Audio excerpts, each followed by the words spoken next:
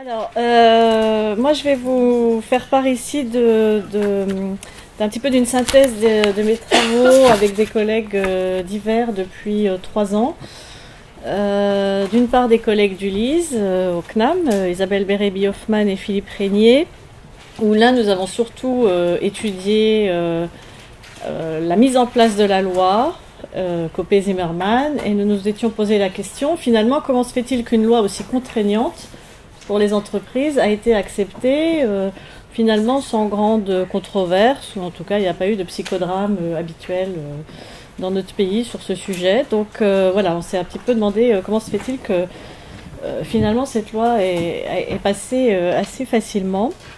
Et puis l'autre question, l'autre équipe avec laquelle je travaille, enfin Marie-Josée Scotto et Redang, en sciences de gestion, là nous avons étudié les profils des femmes administratrices dans les conseils d'administration des sociétés du SBF 120, donc les 120 plus grosses capitalisations en France.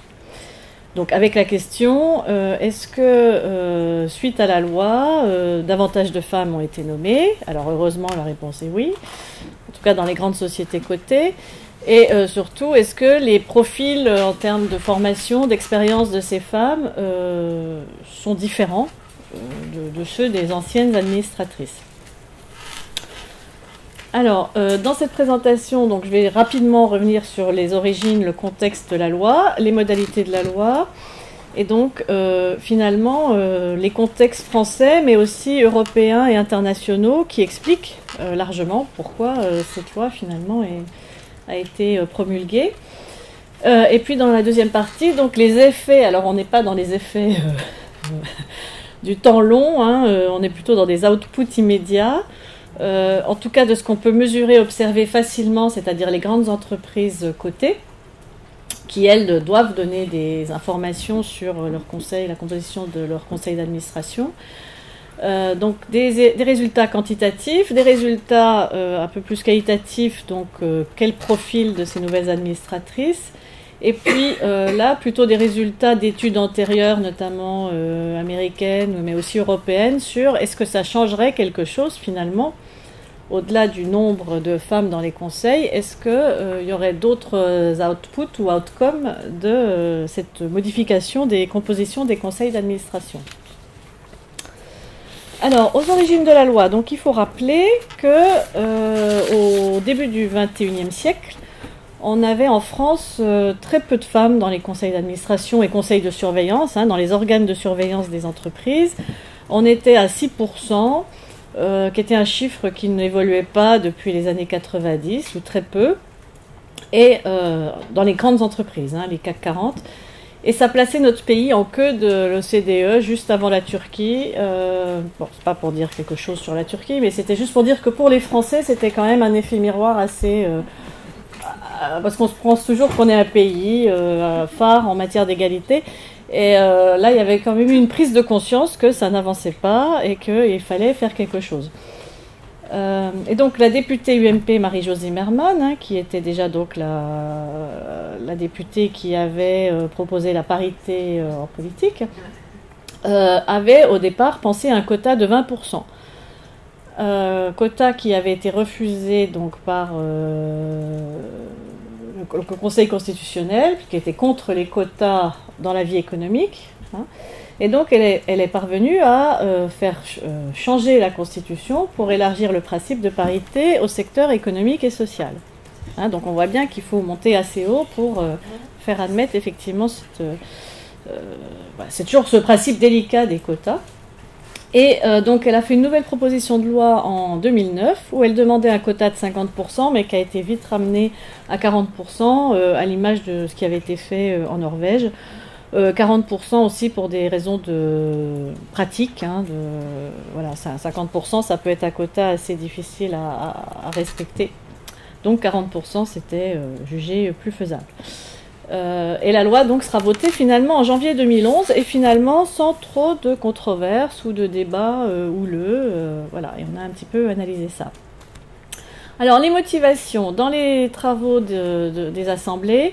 Il est explicitement écrit les deux arguments, hein, un argument démocratique, bien sûr, que la représentation équilibrée des femmes et des hommes dans la prise de décision économique est un préalable pour une société démocratique. Donc ça, c'est la première motivation de la loi. Et il y a également un argument économique qui reprend les deux idées du business case qui est développé depuis une vingtaine d'années, notamment aux États-Unis, sur l'égalité femmes-hommes.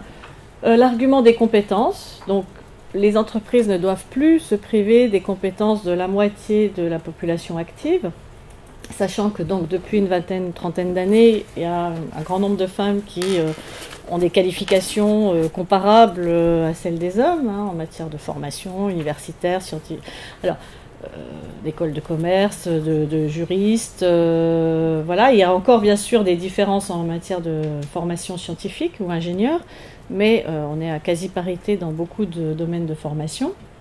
Et puis un argument de gouvernance qui avait d'autant plus d'importance qu'il était arrivé juste au moment de la crise de 2009, qui était donc le fait qu'il fallait que la gouvernance des entreprises soit plus rigoureuse, limiter l'entre-soi, suite également au scandale d'Enron, qui avait conduit à la loi Sarbanes-Oxley aux États-Unis. Il y a toujours cette idée de mettre davantage de diversité, quelle qu'elle soit, dans les conseils d'administration pour sortir des Old Boys Network et avoir un meilleur contrôle et une meilleure gouvernance des entreprises.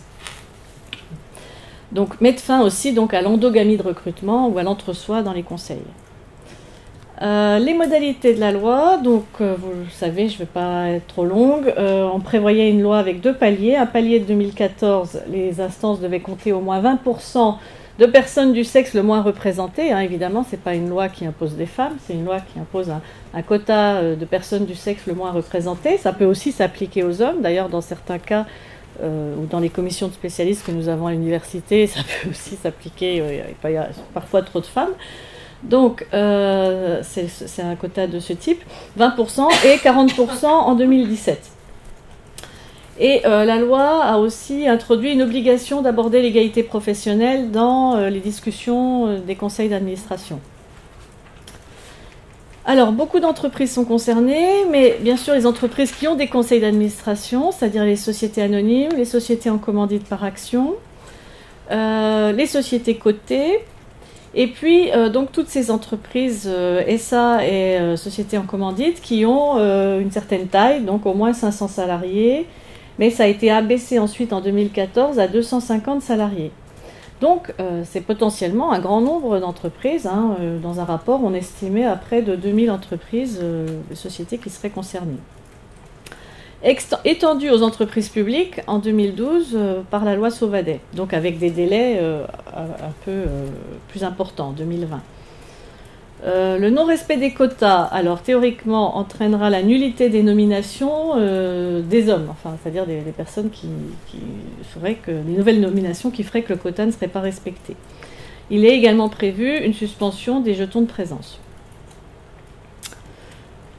Alors, nous avons analysé avec Isabelle Bérébi-Hoffman et Philippe Régnier un peu pourquoi finalement cette loi est arrivée et pourquoi est-ce qu'elle a été votée finalement assez facilement. Alors bien sûr, le grand précédent, c'était celui de la Norvège, qui avait voté en 2003 une loi instaurant un quota de 40% qui s'appliquait en 2006. Sachant que la Norvège l'avait fait après avoir prévenu les entreprises en disant « on va vous laisser quelques années ». Où on va voir si vous progressez en nombre de femmes dans les conseils, et puis s'il ne se passe rien, on aura une loi. Et effectivement, peu de choses s'étaient passées, et donc c'est un gouvernement, c'est une coalition, mais c'est un ministre conservateur, enfin de droite, qui a pris cette décision, avec la ministre en charge de l'égalité et de la famille. C'est vrai que c'était un précédent, alors là pour le coup, il y a eu des débats houleux, qui a été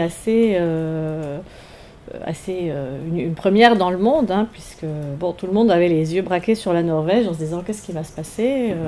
Voilà, c'était quand même au départ quelque chose d'assez subversif.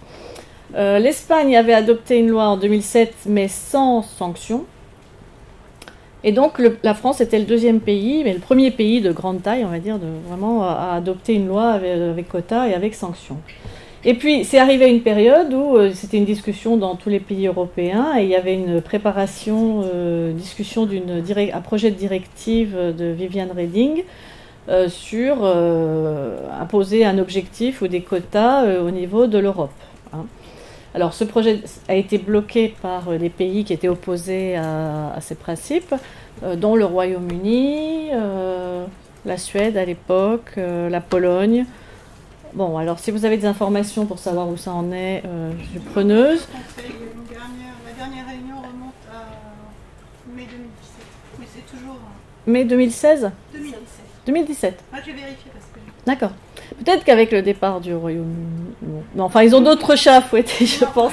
Il y a d'autres sujets sur la table que la directive de l'égalité, mais bon, voilà. Donc, c'est pas complètement enterré, mais pour l'instant, c'est ralenti. En tout cas, ça a servi à faire peur au Royaume-Uni, puisque Lord Davis a pu parcourir le pays en disant si vous n'avez pas davantage de femmes dans vos conseils, l'Europe va nous mettre une directive, etc. Et donc, ils sont passés quand même à 25% grâce à cette épée de Damoclès, ou en tout cas cette menace sous-jacente d'une loi. Donc ça a quand même eu un effet aussi sur ce qui s'est passé dans d'autres pays.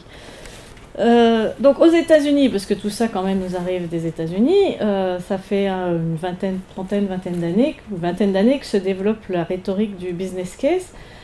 Bon, il y avait déjà bien sûr toutes les lois antidiscrimination et la mise en œuvre d'une certaine volonté de lutter contre les discriminations de genre dans les entreprises. Et puis donc une rhétorique liant la diversité de genre et la performance de l'entreprise. Ce qui avait le mérite enfin à mes yeux, mais on pourra en discuter, de dire que favoriser l'égalité, c'est pas seulement une contrainte juridique par rapport à laquelle les managers pourraient se sentir un petit peu sentir moins concernés en disant bon, on a un service juridique qui y veille, donc moi l'égalité c'est pas mon problème, c'est le problème de la RH ou du service juridique, mais de dire l'égalité c'est aussi un enjeu de performance, donc légitimement une direction générale peut demander à ses managers de se préoccuper d'égalité parce que c'est aussi le manager légitimement pourrait moins dire ben c'est pas mon problème, j'ai d'autres choses à faire. Eh bien non, c'est aussi ton problème parce que c'est aussi un enjeu de performance de ton service et de l'entreprise. Donc cette rhétorique, elle est critiquable bien sûr, on peut critiquer le business case, mais elle a quand même un effet, enfin en tout cas, elle permet de légitimer ou de rendre moins légitimes peut-être les objections de certains managers à mettre en œuvre l'égalité. Alors ensuite, bon, la loi Sarbanes-Oxley a renforcé les normes de gouvernance, donc a introduit cette idée d'avoir une plus grande diversité dans les organes de gouvernance. Et puis tout ce contexte du business case a fait aussi que les actionnaires, les marchés financiers internationaux regardent un petit peu plus près la diversité dans les entreprises, notamment la mixité, la diversité de genre. Les analystes sociaux regardent les politiques RH qui sont en place et surtout ils comptent. Ils comptent le nombre de femmes qui sont dans les équipes de direction, il y a des indicateurs et ça peut avoir un impact sur les décisions d'investisseurs, qui peuvent se dire, cette entreprise, elle peut être exposée à un risque juridique, à un risque de réputation. Ça veut peut-être dire aussi qu'elle ne gère pas ses ressources humaines d'une manière très performante.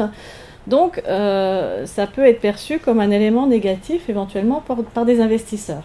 Donc, à mon avis, c'est surtout ça qui explique une certaine progression des femmes dans l'encadrement. Mais on verra que la loi française peut quand même aussi avoir un impact. Alors, en France, on a eu une bonne fenêtre de tir, si j'ose dire. C'est arrivé à un moment où on avait un certain nombre de femmes qui étaient en position d'influence. D'abord, on avait Laurence Parisot, qui était présidente du MEDEF. Donc, bien sûr, elle n'était pas pour les quotas, puisque le PDG d'entreprise ne peut pas être pour des quotas, mais elle disait que c'était un mal nécessaire. Et elle était pour des objectifs volontaires, c'est-à-dire qu'elle n'était pas contre. Ce qui n'aurait pas été le cas sans doute d'autres présidents de MEDEF. On a eu, bon bien sûr c'était une loi proposée par la droite avec le soutien de la gauche.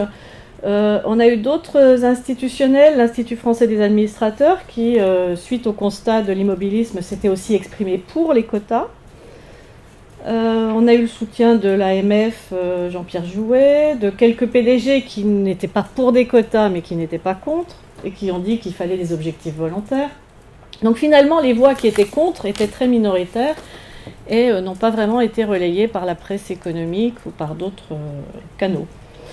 On a aussi tout cet environnement du business case, hein, le soutien les études des cabinets de conseil qui montraient qu'effectivement c'était sans doute bon, mais en tout cas c'était pas mauvais pour les entreprises d'avoir plus de femmes dans les directions, dans les conseils. Et surtout, on a eu des actions des réseaux de femmes qui ont émergé dans les années 2000, grandes écoles au féminin, Professional Women Network, qui militaient, ou en tout cas qui ont relayé le discours de dire il faut faire davantage de place aux femmes compétentes dans les entreprises. Il y a eu l'association des femmes expertes comptables, des femmes avocates, et tous ces réseaux aussi dans la presse se sont exprimés et ont pu aussi être en faveur de cette loi. Alors, deuxième partie, les effets entre guillemets de la loi, donc très modestement. Alors, il y a eu un rapport du Haut Conseil à l'égalité femmes-hommes en janvier 2016 qui est téléchargeable sur leur site. Bon, alors évidemment, heureusement, les effets ont été positifs dans les grandes entreprises cotées CAC 40 et SBF 120. Et en 2017, les 40% sont atteints, hein, en moyenne. Il y a encore quelques entreprises qui ne les atteignent pas, mais ce sont des entreprises qui ne sont pas de droit français. Par exemple, Lafarge, comme ils ont fusionné avec les Suisses Holcim, ils ne sont plus tellement concernés par la loi. Donc voilà, il y a encore quelques sociétés qui ne respectent pas, mais la plupart les respectent. Le souci, c'est évidemment les entreprises de plus petite taille, qui étaient environ à 28% en 2015, qui sont peut-être passés à 30%, mais qui ne sont probablement pas à 40% en 2017. Et puis c'est surtout toute l'inconnue sur les entreprises non cotées, qui ne diffusent pas de données sur la composition de leur conseil d'administration. Et le rapport disait, en fait, le gouvernement n'a pas les moyens de savoir, de connaître la composition de tous les conseils d'administration de toutes ces sociétés concernées. Donc le rapport appelait à la mise en place d'un suivi au niveau du ministère de l'économie, de l'INSEE, d'une obligation pour les entreprises de déclarer la composition de leur conseil, enfin de mettre en place quelque chose pour que on puisse mesurer le respect et le suivi de la loi. Hein, puisque si on ne peut pas mesurer, évidemment, on pourra encore moins sanctionner. Donc il y avait surtout ce souci de mesure. Alors, ça c'est pour vous montrer, SBF 120 c'est la France, le FTSE 100 c'est Londres, et Standard & Poor's c'est les 500 plus grosses capitalisations américaines. Donc, évidemment, on est passé de 6% en 2006 à 40% en 2017, par l'effet de la loi. Le FTSE, donc grâce aux efforts de Lord Davis et au projet de directive européenne, est passé à 26%, 27%, mais à mon avis il va plafonner là, enfin il commencerait déjà un peu à baisser, donc bon, s'ils arrivent à le maintenir, hein. Et puis les Américains ont progressé, mais ils sont aussi peut-être à leur plafond de verre, enfin bon, voilà, on sent que il y a on peut vraiment décoller vers des 40% quand on a vraiment un quota. Alors, sur les aspects qualitatifs, alors nous on a fait une étude statistique des profils de formation et d'expérience des administrateurs comparatifs hommes-femmes, des administrateurs des sociétés du SBF 120 en 2010 et en 2013. Donc maintenant c'est déjà un peu ancien, 2013.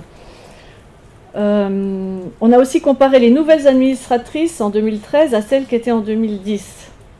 Donc vous allez me dire, sur 3 ans, il n'y a peut-être pas beaucoup de modifications, mais il y en a quand même un petit peu.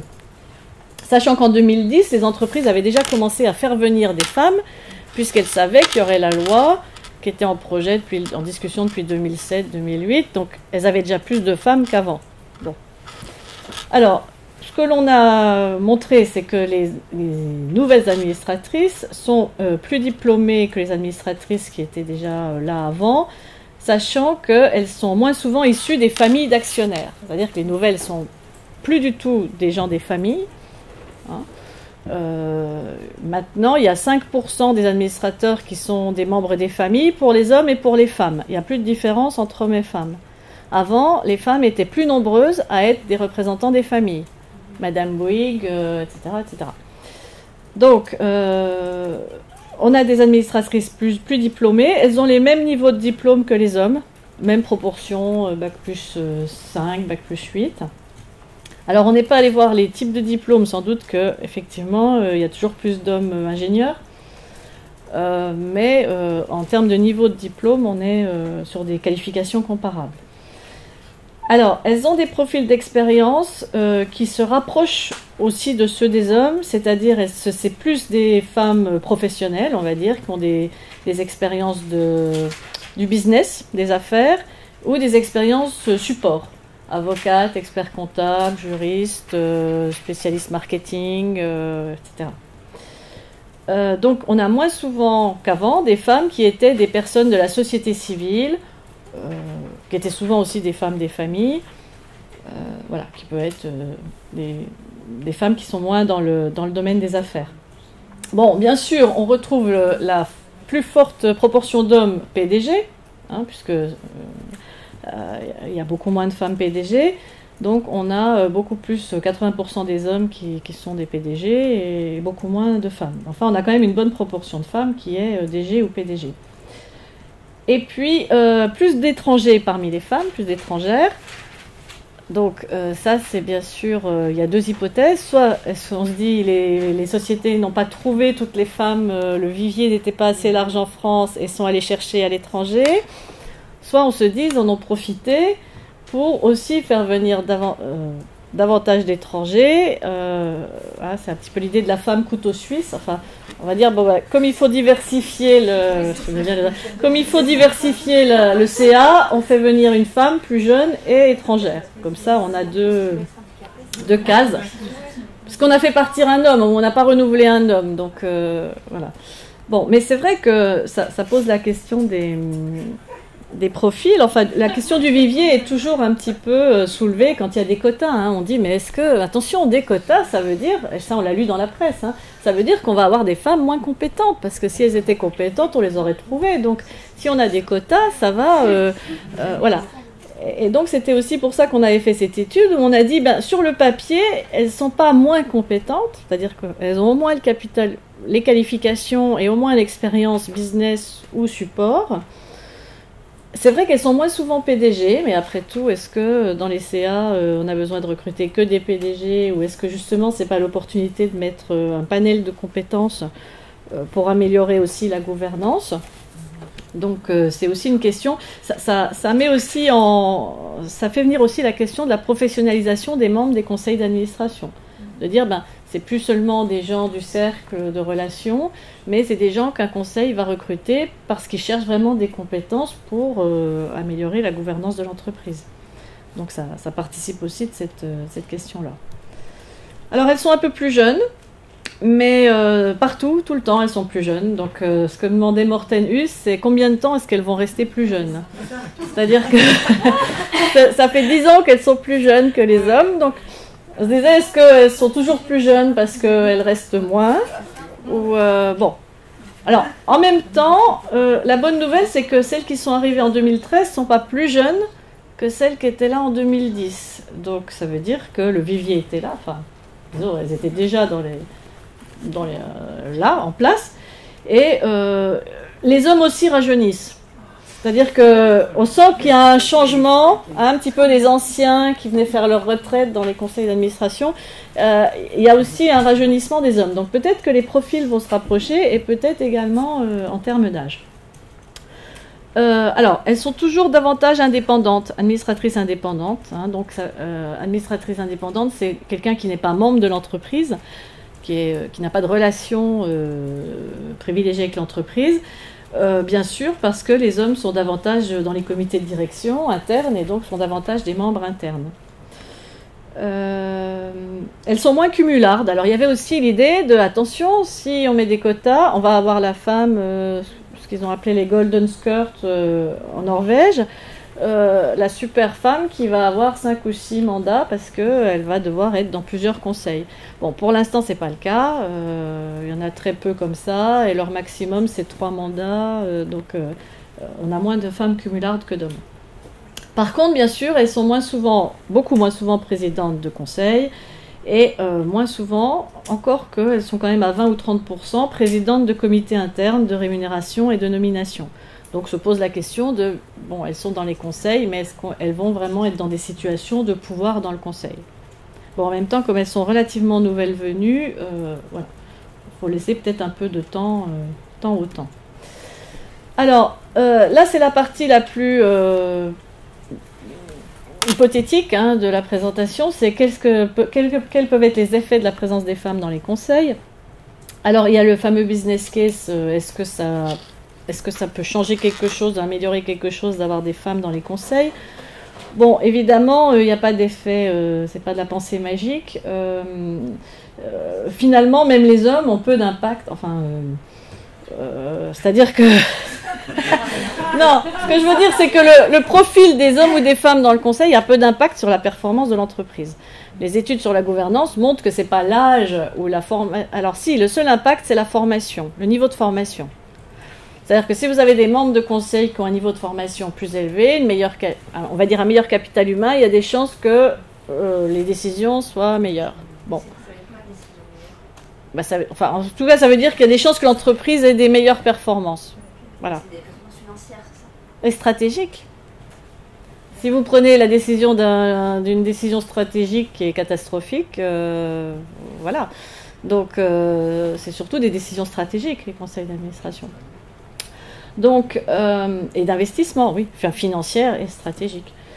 Donc finalement, alors les Norvégiens, donc Morten Hus qui fait le tour du monde avec ce sujet, a quand même trouvé que les conseils seraient mieux préparés. C'est un peu l'idée que si vous avez des outsiders qui arrivent dans un groupe, les autres membres du groupe se sentent quand même un petit peu obligés de mieux travailler, de mieux préparer ça.